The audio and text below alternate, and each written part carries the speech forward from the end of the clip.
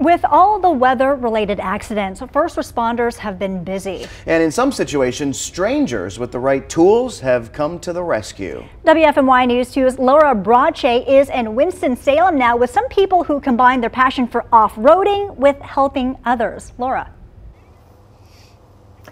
Julie, this is just a couple of the people that are the members of OVERT, or Off-Road Vehicle Emergency Response Team. You know what they do? They combine their passion for off-roading with helping others in need, especially in emergency situations like yesterday's, where, you know, the snow just accumulated, cars were everywhere, but they used the tools that they had to help people out of those situations. Now, let me tell you this, in the 6 years that they've been active, they have responded to maybe 200 calls on average, but yesterday they received 3,000 calls and responded to hundreds of them in all the area of North Carolina. And at 5:30 later today, we'll be speaking with the director and show you why they risk their lives and help people like they do.